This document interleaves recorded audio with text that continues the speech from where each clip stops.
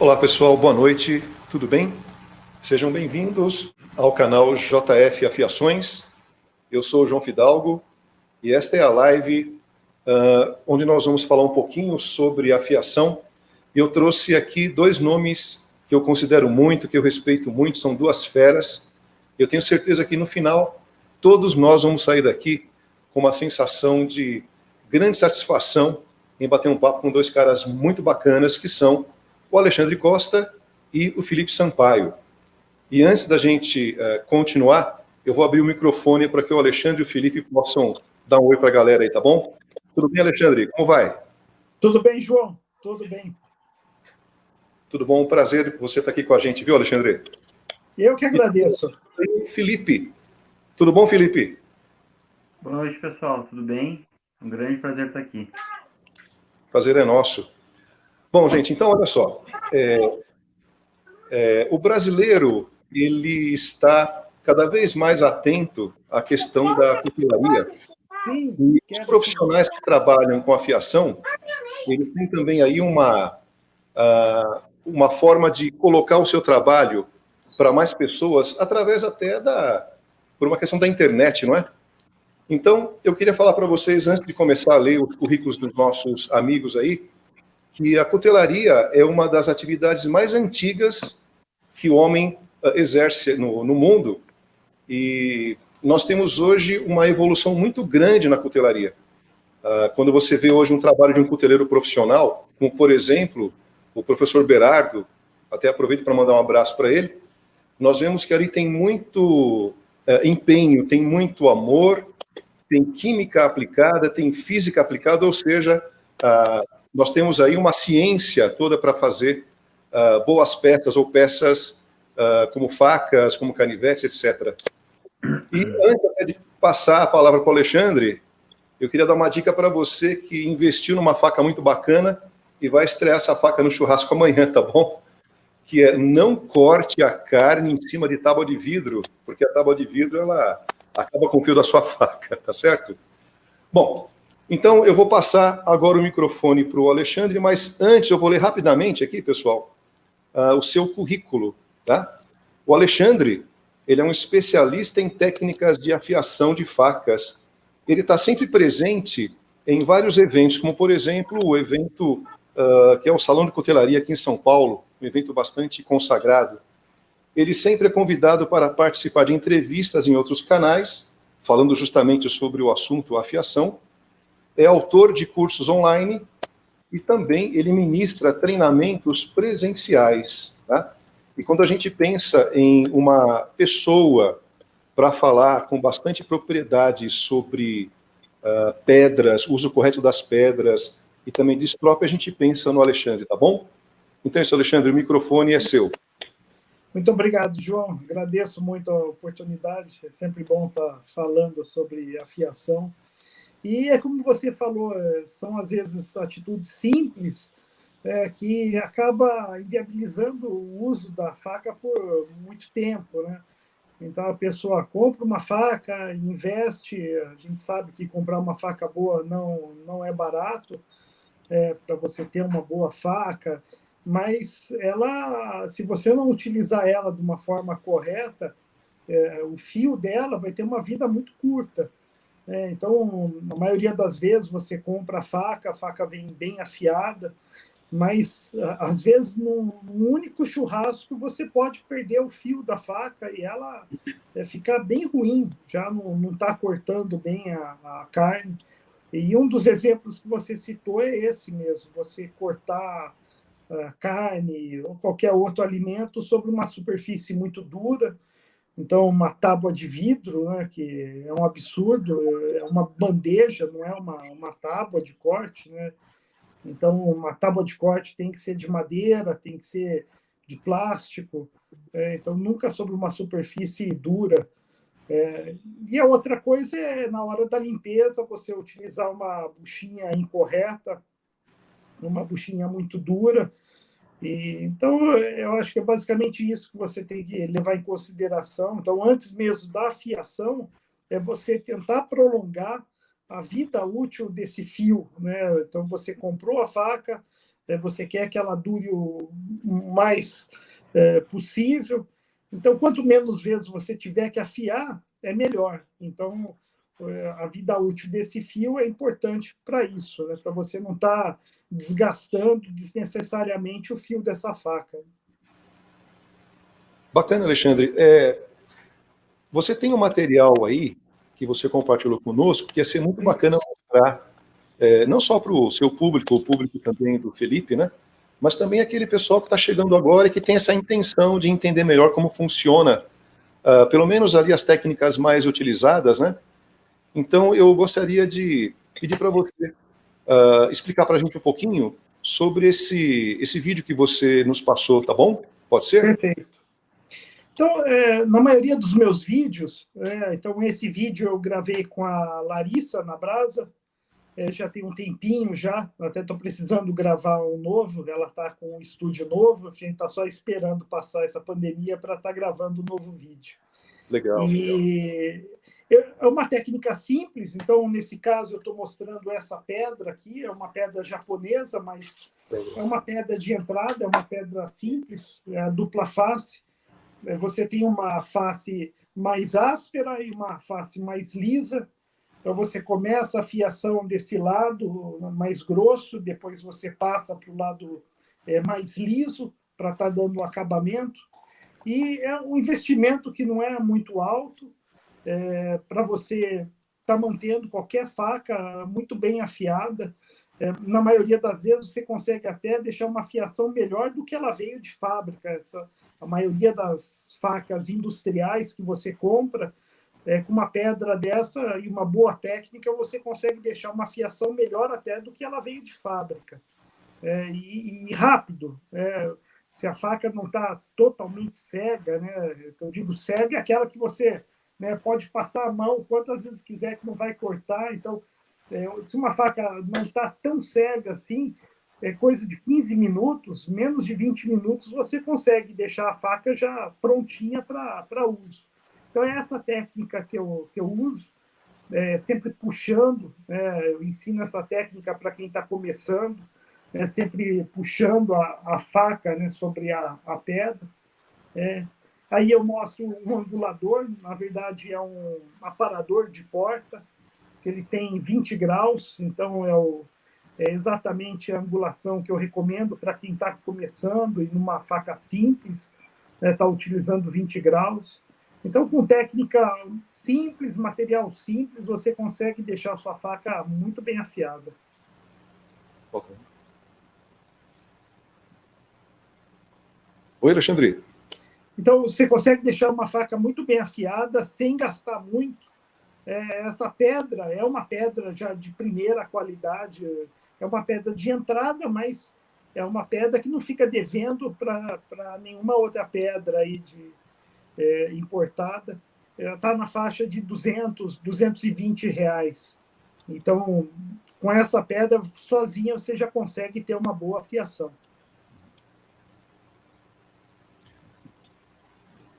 Tá perfeito? Ok. Alexandre, e só uma dúvida, tá? Você falou que essa pedra, ela está por volta de uns 200 reais, não é isso? É uma boa pedra para quem está começando. Então, mesmo aquela pessoa que usa como hobby, aquela pessoa que se dedica um pouco mais, ela serviria também para quem pretende exercer essa atividade profissionalmente, né? Então, seria um investimento até que baixo para começar uma atividade profissional, não é isso? Então, e falta muitos profissionais no mercado.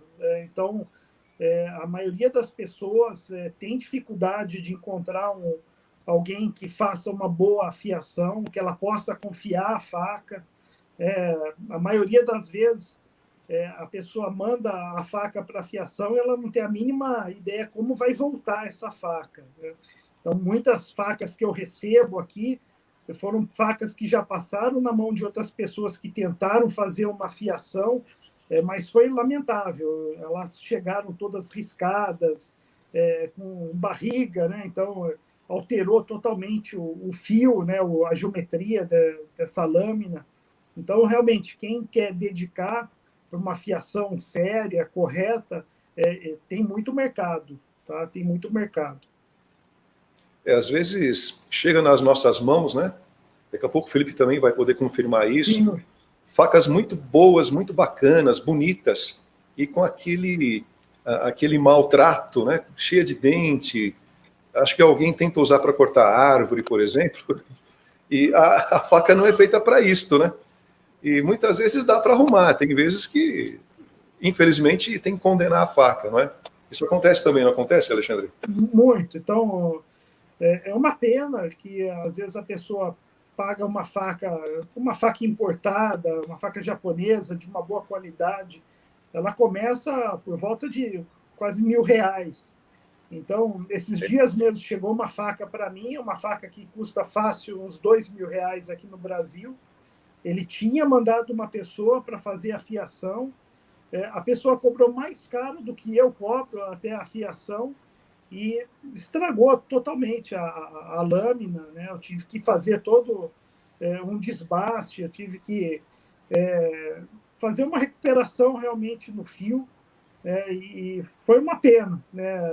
O risco eu não consegui tirar, era muito profundo, e a pessoa levou no lugar que ela confiou e realmente pagou caro pela fiação, mas não foi suficiente. Pois é. Olha, nós vamos fazer agora o seguinte, Alexandre. Nós vamos dar a palavra agora para o Felipe, tá bom? Isso. Felipe antes... também passa por muitos apuros. Eu acho que sim, viu? Eu só vou antes aqui fazer também aquele roteirinho, vou falar um pouquinho aqui do mini currículo do Felipe, e daqui a pouco a gente passa o microfone para ele, tá bom? Então, o Felipe, ele também é um especialista em técnicas de afiação, e uma das principais características do Felipe, ou pelo menos aquilo que chama muito a atenção de quem acompanha ele, é a sua capacidade de análise quando ele está trabalhando, seja com uma faca importada, ou seja com pedras também de alto nível, né? É também um professor, ele ministra aulas e está sempre presente aí também nos eventos, não é? O Felipe está há muito tempo também já no YouTube, tem vários seguidores, inclusive eu sigo, o Alexandre segue também, é uma pessoa que a gente respeita bastante. É isso, Felipe, o microfone é seu. É isso aí, João. Obrigado pelo espaço. E é verdade, essa empreitada, assim, digamos que na verdade começou como a identificação de que faltava material em língua portuguesa a respeito de qualquer coisa que saísse do básico, assim, da afiação. A gente não tinha informação em língua portuguesa e queira ou não queira, no nosso país isso é importante, né? O pessoal, de uma maneira geral, não domina a língua inglesa e então eu vi que existia essa necessidade e comecei aos poucos, produzir conteúdo em relação a isso, né? Ao mesmo tempo também fui cada vez me aprofundando e me apaixonando mais pelo assunto e procurando estudar e entender as diferenças que as diferentes ligas produzem em cada aço, o que isso nos traz para a vida real, o que nos ajuda, o que nos atrapalha. E do próprio YouTube começou a ter pedidos de pessoas que pediam, por exemplo, diziam assim, os vídeos ajudam muito, mas eu ainda sinto dificuldades e eu gostaria de fazer uma aula, Então começamos aqui com aulas presenciais aqui em Porto Alegre, mas por incrível que pareça, a gente estando aqui no extremo sul do país, mesmo assim, eu comecei a ter algumas pessoas que, claro, né, de um pouco mais recurso, gente de São Paulo, Rio, Minas, até do Espírito Santo. Teve gente que pegou avião e veio aqui fazer uma aula de afiação presencial. Então, daí surgiu a ideia de começar a fazer isso através da internet também, que é uma ferramenta que deixou o mundo pequeno. Então, hoje em dia, se consegue fazer aula com pessoas do Brasil inteiro. Então, já dei bastante aulas pela internet e é muito legal isso. Tem um resultado bem bacana, porque a gente consegue ver ali os pequenos erros que o aluno está cometendo e fazer uma correção bem específica, bem cirúrgica, assim, digamos, da técnica, que dá um resultado bem mais rápido para a pessoa do que se ela fosse tentar sozinha. Eu sei disso porque eu passei por isso. Hoje em dia eu consigo orientar bem as pessoas porque eu comprei tudo. Eu já testei mais de 40 aços diferentes, já comprei praticamente todas as pedras que existem no mercado, já comprei, já vendi, comprei, vendi, para testar, para conhecer, para saber o que funciona, o que não funciona. E essa é uma jornada apaixonante, realmente, né? Então, claro, a gente vê pessoas que estão dispostas a aprender e aprendem mesmo tendo um equipamento muito simples. Eu gosto muito de enfatizar isso, que o que importa é a técnica, não é o equipamento, porque, claro, às vezes o pessoal vê a gente num vídeo usando facas caríssimas, pedras caríssimas, e a pessoa pensa, se eu não tiver isso, eu não vou conseguir ter resultado, e não é verdade, né? Então, cada um tem que brincar a brincadeira conforme o bolso permite, né? E o interesse também, tem gente que não está afim de investir, mesmo tendo dinheiro, não está afim de investir muito alto em pedras e facas, e é compreensível. E então a gente tem que tentar tornar isso acessível para todo mundo. É claro que também, assim como eu imagino que com vocês, a gente recebe facas que são exclusivas, às vezes obras de arte assim muito maltratadas, porque a pessoa tem aquela impressão, vou comprar uma super faca japonesa e ela vai ter que fazer tudo. E daí o cara vai lá e resolve cortar um pedaço de comida congelada e acabou a faca ali, né? Vai tirar um pedaço. É difícil, tem conceitos que a gente trabalha para, enfim, espalhar essa palavra de que da especificidade dos materiais e de que as facas, e principalmente os japoneses, fazem isso. Cada faca é uma ferramenta diferente para uma tarefa diferente. Essa coisa de que uma faca serve para tudo, até existem modelos que são, assim, digamos, mais polivalentes, mas de uma maneira geral, a coisa funciona de verdade quando a gente pega a ferramenta específica para aquela tarefa, né? Então a gente está tentando fazer esse trabalho de conscientização, de ensinar isso para as pessoas também, além, é claro, de técnicas não só básicas de afiação, mas técnicas avançadas de afiação para a gente realmente conseguir reproduzir, dependendo da faca, se ela tiver um aço de boa qualidade e principalmente um tratamento térmico de boa qualidade, a gente consegue reproduzir aí, vocês também, eu já vi, fios que é nível de bisturi, de navalha, né? Claro que Isso mesmo. com um pouquinho de trabalho, um pouquinho de teste, né? De desenvolvimento, mas se a gente conseguiu, todo mundo consegue. Com certeza. Felipe, você também tem um vídeo e tem Uhum, umas imagens muito bacanas também. sim, Vamos colocar então para você falar um pouquinho para a gente sobre o seu trabalho, tá bom? claro. Essa foi uma faca que é uma faca, digamos assim, de um cuteleiro bem conhecido no cenário de facas de churrasco, bem conhecida aqui no Rio Grande do Sul, que veio para ser afiada.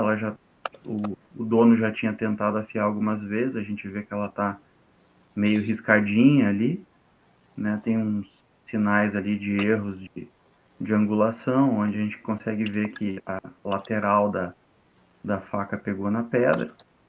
Então ele me mandou essa faca para fazer a fiação e eu entendi que seria um momento interessante de explicar para as pessoas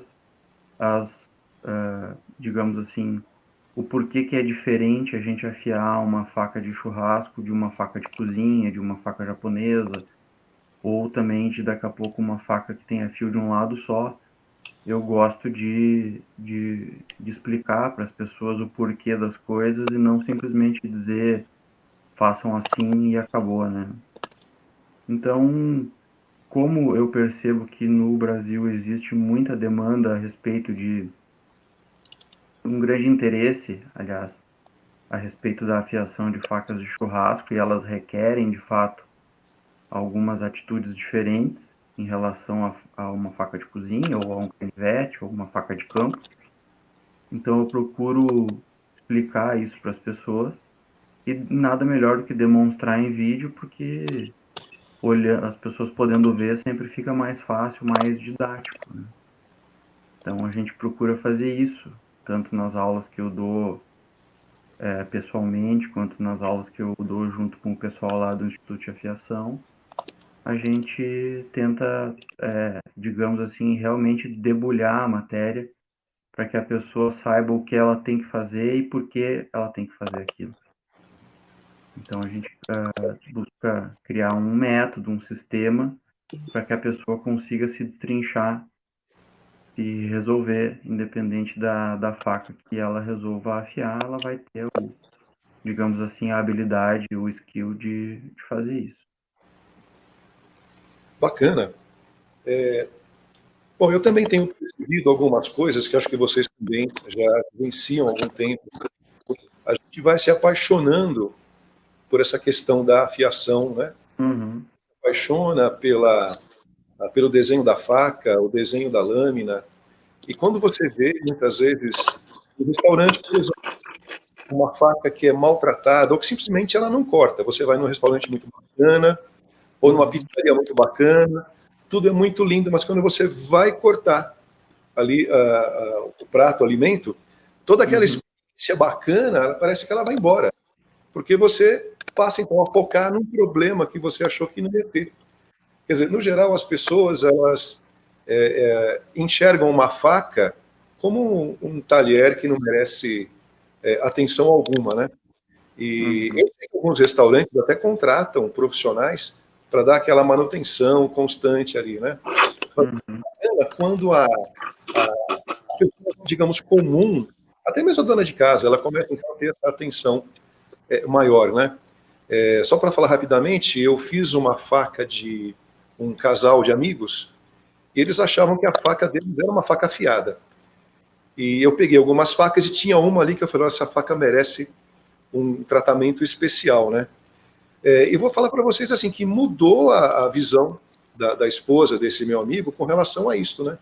Então hoje a faca dela, ela guarda sempre ali num protetor, tem um lugarzinho especial para guardar, porque se você também só joga a faca na gaveta, só o movimento da gaveta ali faz com que uma faca bata na outra, né? Ou seja, a gente começa então a perceber que essa paixão que a gente tem, esse cuidado, as pessoas também começam a ter, não é? Mas eu vou falar para vocês, ir no restaurante e não conseguir cortar a carne ou até a massa da pizza porque a faca está ruim, isso é de doer, viu, gente? É de doer. Não é, Alexandre? Não, é isso mesmo. Aqui em São Paulo, vocês sabem, tem algumas pizzarias algumas churrascarias e pizzarias bem caras, e o talher que a gente recebe às vezes não condiz com o valor O valor, do né? local. Então, não custaria nada, às vezes, eles investirem em alguém ali para estar afiando, mantendo afiado a faca. E às vezes a faca é muito boa, né? Tem uma das melhores churrascarias aqui de São Paulo, que a faca que você recebe na mesa é uma faca muito boa, né? Mas ela não está afiada, então não adianta só ser bonita, né? Ela tem que estar afiada, tem que ser mantida por alguém lá, porque você está cortando a carne sobre o prato. Então, é claro, ela vai acabar cegando muito mais rápido que uma faca de cozinha que está sendo utilizada corretamente sobre a tábua. Mas deveria ter alguém ali cuidando melhor da fiação, porque você está pagando super caro, recebendo uma carne de super qualidade, mas na hora que você vai cortar, você não tem um bom instrumento ali, perdeu todo aquele charme que você, aquela expectativa que você criou, né? Dá até para perder o cliente, né, Felipe? Dá para perder até o cliente, a pessoa até se acaba perdendo a paciência com aquela situação, né? E me chamou a atenção aquela outra parte da tua fala, onde a gente muitas vezes vem um amigo em casa, ou alguém assim, e eles têm a impressão de que eles têm facas muito afiadas em casa, e a referência que eles têm para isso muitas vezes é um fio de fábrica. Então, Sim. muitas vezes quando vai vir algum amigo meu aqui em casa, alguma coisa, eu já deixo uma faca preparada, e daqui a pouco eu vou lá e corto um tomate sem segurar o tomate, faço esse tipo de brincadeira, as pessoas não entendem aquilo, elas acham que tem algum truque, alguma coisa, mas é que realmente é que nem quando a gente, tentando fazer um paralelo, quando a gente só andou em carros populares, aí um dia a gente vai dar uma volta num carro de corrida, a gente se apavora, né? É exatamente a mesma coisa que acontece. A pessoa não tem a vivência de uma faca boa, primeiro uma faca boa, com um aço bom, com uma geometria correta, e nunca experimentaram um fio de verdade, assim, digamos, né? Tem aquela experiência mais OEM, assim, de fábrica, do jeito que as facas vêm, que a gente recebe, e literalmente se apavoram. É bacana, é divertido. Já aconteceu de eu ter que vender faca para amigo. O cara dizer assim, eu não vou embora daqui sem levar esse negócio junto. Olha que legal isso, hein? Bacana. É, Converteu mais um. não, a gente vai convertendo aos poucos, com certeza. Sim. Você está falando de facas aí de gastronomia, né, Felipe? Alta Sim, sim. gastronomia, né? O Uhum. chefe não admite que a sua faca esteja sem corte, né? Porque também Faca tem é a ferramenta.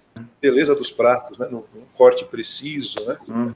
E uma faca cega é até mais perigosa que uma faca bem afiada, não é? Com certeza. Com certeza, porque a hora que ela não conseguir cortar o alimento, o que está do lado daquilo que a gente está cortando é a nossa mão, em geral, nosso dedo, né? Então, se ela cortar o que ela deve cortar, que é o alimento, a gente está seguro. Agora, a hora que ela começa a ir de um lado para o outro, a gente tá correndo perigo, né? E eu até brinco com o pessoal, assim, com amigos e alunos, que quando a faca tá afiada de verdade, a gente se corta e não fica nem cicatriz. Já me Não aconteceu. sente, às vezes nem A gente sente. não sente, ou já teve uma vez que eu fui lavar uma faca e ela escorregou em cima da pia, assim, do que eu, né, eu tinha apoiado ela numa tábua Uhum. pra lavar, e ela escorregou, cortou a esponja, cortou meu dedo, só parou na unha, assim. E eu Ai, fui ver porque tava marcado a unha, daí quando eu vi começou a sair sangue, assim. E até hoje não tem cicatriz nenhuma no meu dedo. que Então interessante, hein? limpo que é o corte, inclusive os japoneses falam muito disso, que eles conseguem manipular o sabor do alimento de acordo com o fio da faca, porque se o fio da faca for bem polido, ele corta o alimento sem romper excessivamente as células daquele alimento. E a gente vê isso muito claramente, a gente corta uma cenoura, por exemplo, com uma faca bem afiada, e ela fica brilhosa, assim, lustrosa, polida.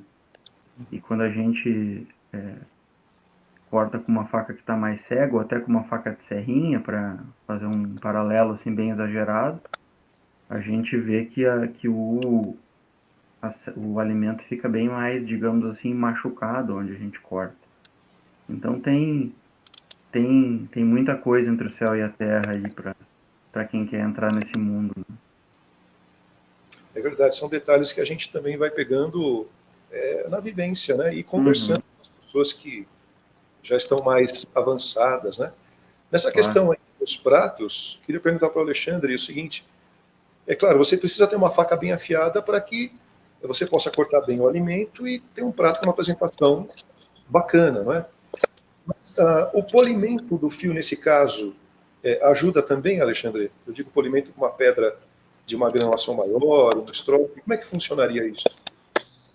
Então, a questão do polimento, então, primeiro explicar, quando você vai fazer uma fiação, então primeiro você usa uma pedra um pouco mais grossa, você faz aquele desbaste, onde você vai estar removendo mais material desse fio, você vai estar formando, né, aquele fio mesmo, e quando você já fez esse fio, daí você vai fazer o polimento. Então, é tirar um pouco as marcas que foram criadas pelas pedras anteriores. Então, aquele risco que foi feito no fio. Então, esse é o polimento.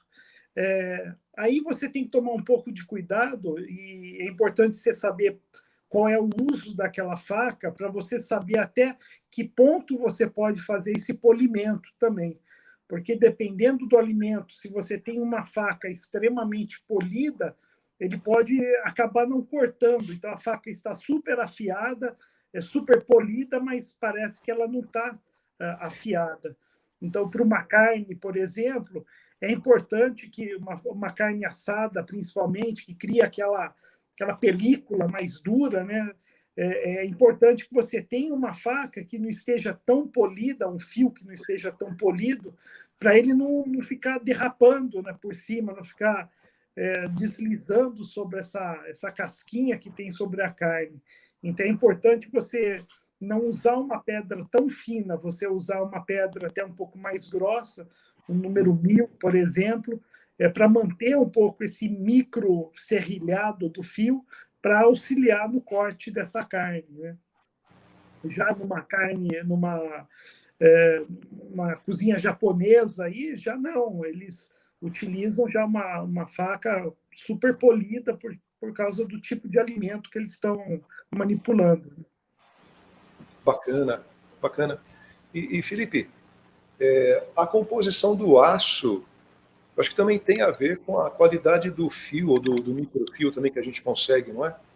Uhum.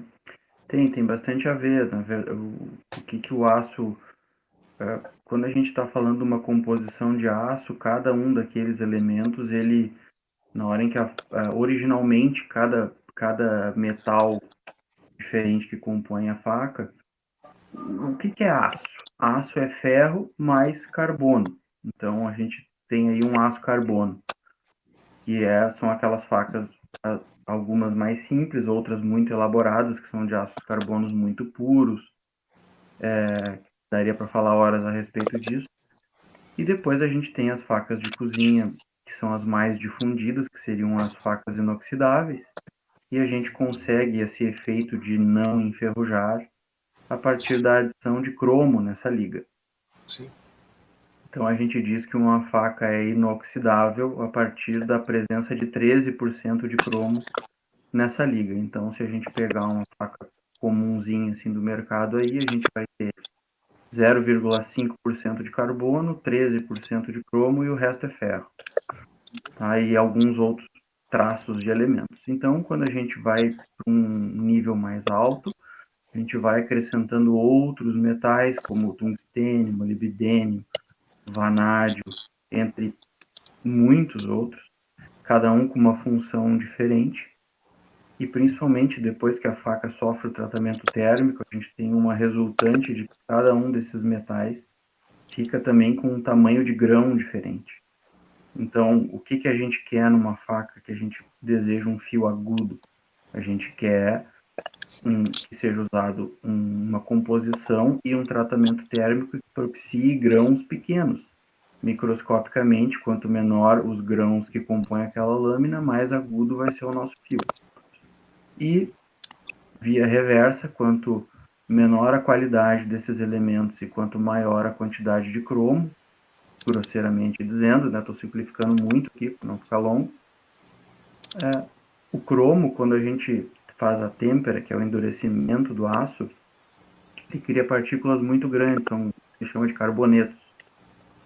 E isso faz com que aquela faca que tem essa quantidade grande de cromo, a não ser que, claro, sofra alguns processos específicos, que também não dá tempo de abordar aqui, mas existem maneiras de se mitigar isso, que é o caso dos aços da metalurgia em pó, que se chama. Quem quiser pesquisar pode dar uma procuradinha que vai achar. Mas, de uma maneira geral, nessas facas baratinhas, elas não pegam um fio tão bom por causa disso, pela presença de cromo na liga.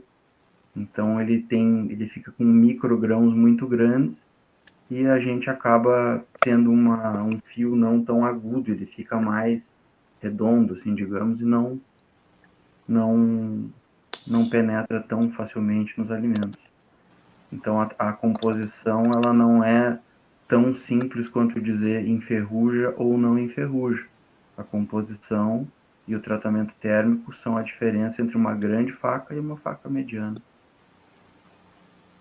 Ok, isso aí também faz a gente lembrar desses aços de qualidade inferiores, né, que não conseguem sustentar o fio por em 3 cortadas, basicamente, né? Você recebe uma faca para afiar, o cliente quer que você reconstrua o fio, ele usa 2 ou 3 vezes, mesmo em tábua de madeira, e o fio vai embora, porque é um material de baixa qualidade, né? Então não dá também para a gente esperar muito de uma faca que tenha, o que custe aí, por exemplo, R$10, R$20, você compra no supermercado, e achar que aquela faca por aquele valor vai ter um aço condizente com um fio que seja bastante duradouro, não é? Eu queria perguntar para o Alexandre, com relação também às pastas para polimento, tá? Olha só, tem aqui o Washington mandando um abraço para todo mundo aí, tá? Bacana, o Washington da Bahia. E o Márcio também. Legal, que legal, né, gente? Legal, tem um pessoal acompanhando. O Anselmo, tá bom? E Ricardo Dias. Bacana, pessoal, que bom que vocês estão acompanhando aí, porque esses 2 caras são feras. Então, Alexandre, com relação às pastas, para também fazer o polimento, eu vi que você está utilizando até uma seringa para aplicar a pasta sobre o estrope, né? Você podia falar um pouco para a gente sobre isso aí? Então, esse processo já é a finalização, onde você utiliza basicamente o couro, né? Você pode utilizar somente o couro. Então, é basicamente como se utilizava nas navalhas antigamente, que você fazia a finalização, o polimento final no couro. E você pode também utilizar essas pastas, são emulsões diamantadas. Você tem com diamantes de granulometria diferente. O que eu mais utilizo seria de 1 micron. E você passa sobre a superfície do couro. Esse diamante ele penetra, ele fica ali, né, na superfície do couro, mas ele já não sai mais. E isso dá esse último polimento, né, no fio. Então, é um excelente acabamento que você pode fazer depois de você utilizar as pedras, é você fazer essa finalização no couro. E você pode utilizar essas pastas ou emulsões de diamantes. Tomar cuidado com algumas do mercado que acaba ressecando o couro, mais do que melhorando, ela acaba ressecando o couro. Então, é importante você saber escolher qual o material, mas é muito bom, te dá uma finalização. E você pode utilizar também, às vezes até como uma chaira, você pode, depois que utilizou a faca, você passa de novo sobre o couro e já deixa pronta para o próximo uso. A chaira é uma opção muito bacana também, né? Para estar sempre mantendo o fio alinhadinho, né? Ao invés de estar sempre usando o strop, ou nem sempre você vai ter o strop à mão, você pode usar uma chaira, né? Essa que você está mostrando é uma chaira, ela é lisa ou ela é estriada, Alexandre? Essa é estriada. A chaira você tem que ser muito rigoroso na forma que você vai utilizar e também a chaira que você vai utilizar, porque é muito fácil você estragar uma faca com o uso da chaira, né? O uso inadequado da chaira. Então, a chaira diamantada, por exemplo, que as pessoas gostam muito, ela pode acabar com uma faca, porque ela é muito abrasiva, né? Você está falando de diamante, e ele é muito abrasivo, então se você utilizar de uma forma incorreta, colocando muita força, você pode acabar rapidamente com essa lâmina. Então, a chaira é uma ferramenta que você tem que saber também utilizar, não é utilizar de qualquer forma. Se você tem a possibilidade de estar utilizando a pedra, eu recomendo realmente utilizar a pedra. A Shaira é mais um paliativo para quando você está no meio de um evento, no meio de um churrasco, você precisa melhorar um pouco o fio rapidamente, você lança a mão da Shaira. Mas se você tem tempo, você está em casa, eu recomendo realmente estar utilizando a pedra. Perfeito. Ok. Eu queria agora passar para o Felipe uma pergunta, ainda sobre pasta, viu? Que eu também tenho um pouco de dúvidas. A gente usa muito a pasta diamantada, não é, Felipe?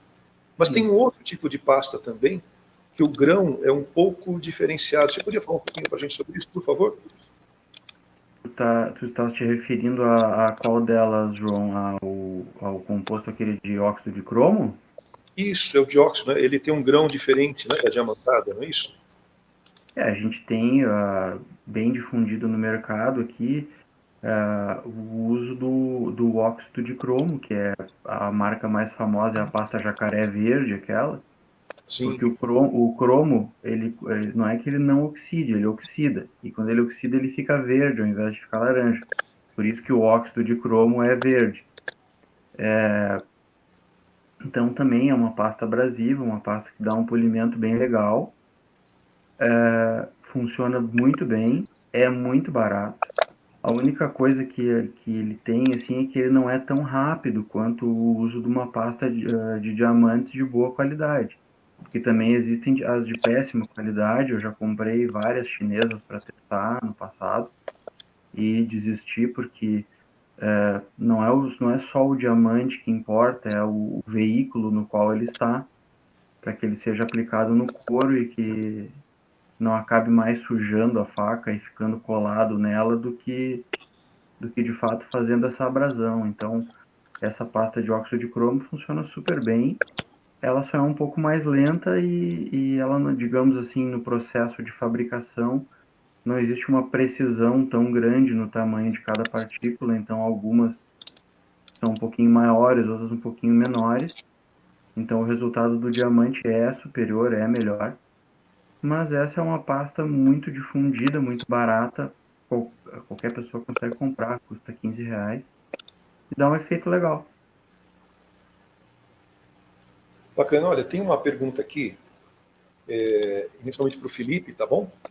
O pessoal que está acompanhando, que é do Felipe. É Felipe também. O Felipe está perguntando para o Felipe o seguinte, né? Ele tem uma Tramontina 100, é uma bela Uhum, faca. ótimo. Ele quer saber se ele consegue um fio, acho que é isso, um fio de navalha com pedra 1000 e 3000 com a Century. Pergunta do Felipe, seu xará. Consegue sim, com certeza. Com a técnica certa, dá para conseguir um fio de navalha com uma pedra de R$ 20. Tá certo. E agora uma Consegue pergunta sim. para o Alexandre, tá Técnica bom? é tudo, treino é tudo. Treino é Desculpe, tudo, João. né? Tá certo. É, Inclusive é bom treinar primeiro nas suas próprias facas, depois você treina na faca da sua mãe, e depois você pega a faca do cliente, né? Tá é bom? verdade. Alexandre, Diga. a questão aqui da granulação, mas também tem outro termo, granulometria, é isto? Você podia falar um Isso. pouquinho do que é isto? Então, tem vários termos, né? Então, pode ser o grit também.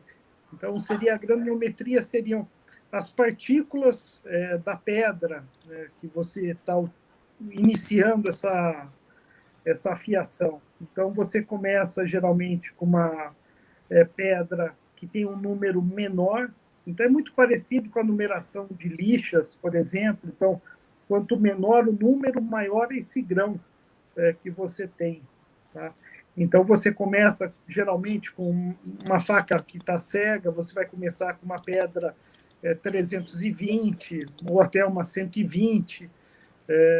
Daí você vai, depois que você faz a fiação, você faz o desbaste naquela pedra, você passa para a pedra seguinte. Então, de uma 120, você pode ir para uma 320, por exemplo, depois para uma 500, 600. A partir da 1000, já está te deixando num nível legal da afiação. né? É um nível bom. Daí até o rapaz comentou de uma pedra 3.000, já é um número perfeito, né? Para a maioria das facas é suficiente o número 3.000. E depois você pode partir para o couro, por exemplo, utilizando uma pasta diamantada, mas essa numeração é importante para você saber, né, o passo seguinte. Você começa, então, numa pedra com uma numeração menor, que tem esse grão maior, você vai aumentando a numeração, que é diminuindo o grão dessa pedra, e até chegar, por exemplo, em 10.000, 20.000, né? Mas a grande maioria, 99% aí, você chega entre 1.000 e 3.000, já está muito bom. Maravilha. Ficou muito bem respondido, né? E agora também mais uma para o Felipe, tá bom? O que são essas ranhuras sobre o dorso da faca gaúcha, Felipe?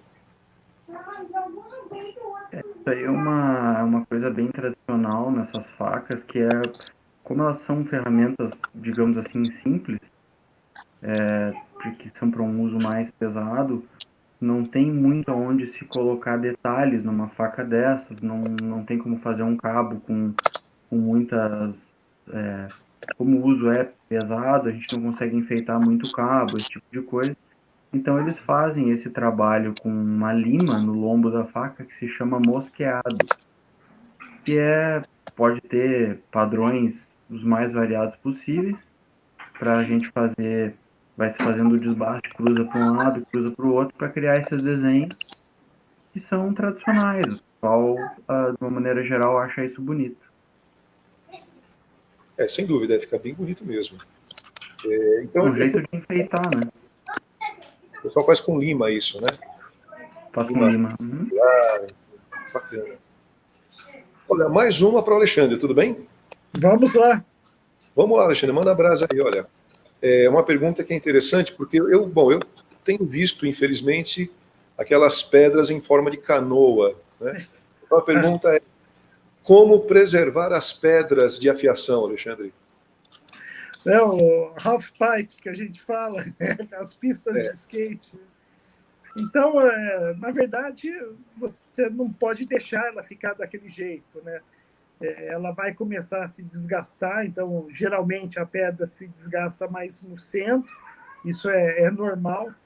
Então, de tempos em tempos, você pode aplainar ela, né? Então, você pode utilizar uma outra pedra para estar fazendo isso, ou até mesmo uma lixa. Você pode utilizar lixas d'água, você pode colocar essa lixa sobre o tampo da pia mesmo, você deixa o tampo úmido, você coloca essa lixa, ela vai colar em cima desse tampo e você vai passando a pedra por cima e vai aplanando ela, né?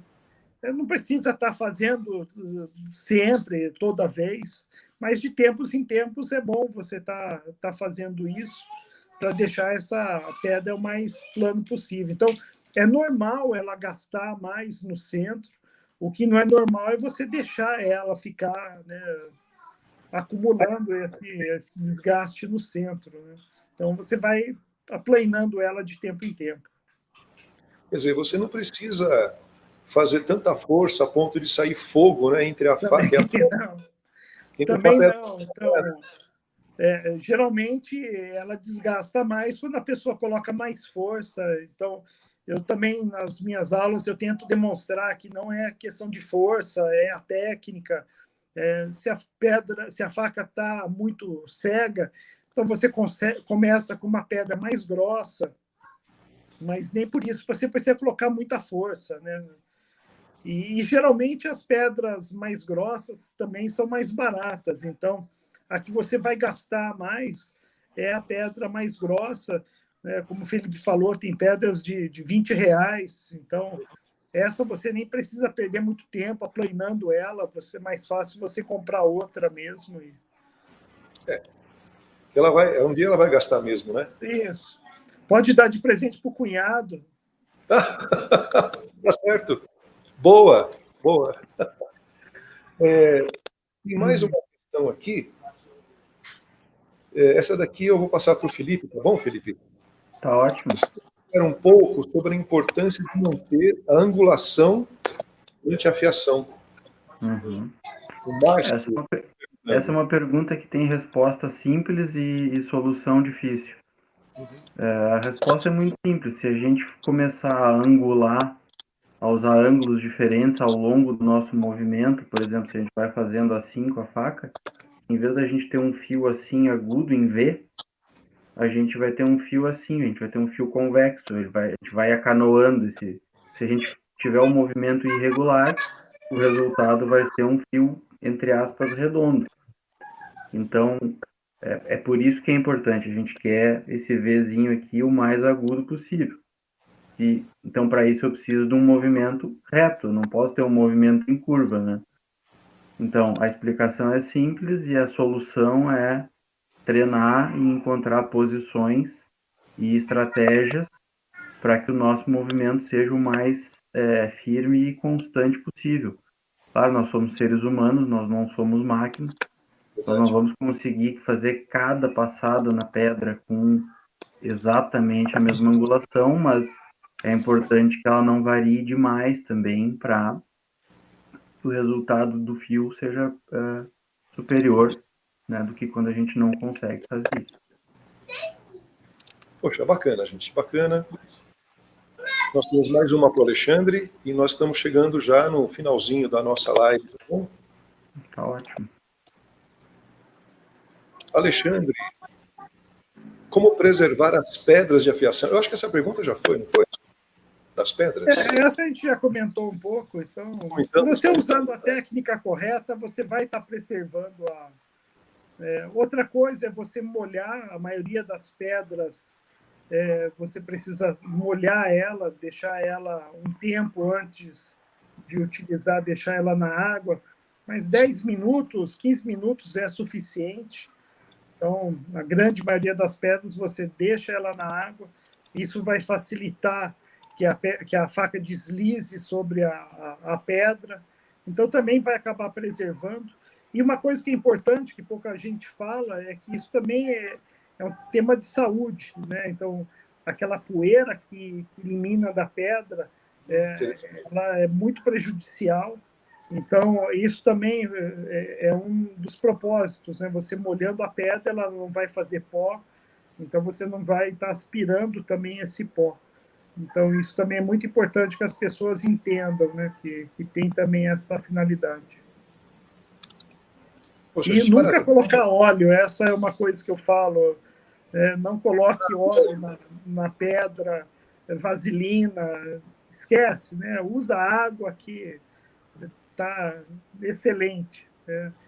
Então, imagina que você já faz sujeira em casa com a pedra, com aquela lama. Agora, imagina se aquela lama ainda tem óleo, tem vaselina, vai fazer mais sujeira ainda. Então, para que dificultar uma coisa que já é simples, né? Então, utiliza água, no final você vai passar um pano úmido ali, vai sair tudo, pronto. Em 5 minutos você limpou tudo. O simples resolve, né? Sim, às vezes a pessoa quer complicar mais. Menos é mais. Menos é mais, boa. O pessoal às vezes coloca parafina, como você falou, coloca óleo, né? E até querosene, já perguntaram se podia usar. Imagina você chegando em casa com uma latinha jacaré de querosene. Dependendo da formulação da pedra, pode até desfazer ela, porque as pedras elas são feitas de partículas abrasivas e de uma substância que eles chamam de bond. Na verdade, é uma mídia, é uma cola. Para quem não sabe, essas pedras elas são feitas, feita uma mistura e depois vai numa forma e vai no forno. São feitas pedras grandes e depois eles cortam nesse tamanho comercial que a gente compra. Algumas pedras elas não podem nem ficar, por exemplo, em banho permanente de água. Então imaginem usar uma substância química como querosene, daqui a pouco a pessoa no outro dia vai pegar a pedra e ela virou pó. Pode até desmanchar, pode atacar.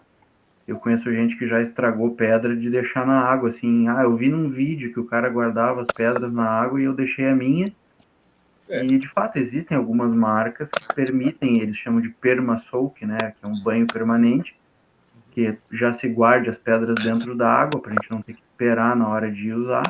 Só que isso não se aplica para todas as pedras, então, antes de fazer isso, a gente tem que ver se a nossa pedra permite, para daqui a pouco a gente não encontrar um montinho de pó de R$200 ali no fundo de uma bacia, né? Bacana, gente, bacana.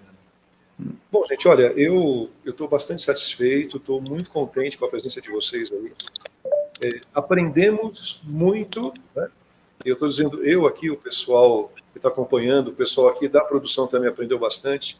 Bacana. A gente está bastante satisfeito com o resultado. E vou deixar agora para as considerações finais o microfone aberto para que vocês possam passar o recado final de vocês. As redes sociais vão estar aí também para que o pessoal possa anotar, tá bom? O microfone é de vocês, tá bom? Só vou agradecer, muito obrigado pela oportunidade. Agradeço muito ao Felipe por todos os ensinamentos também, já aprendi muita coisa com o Felipe.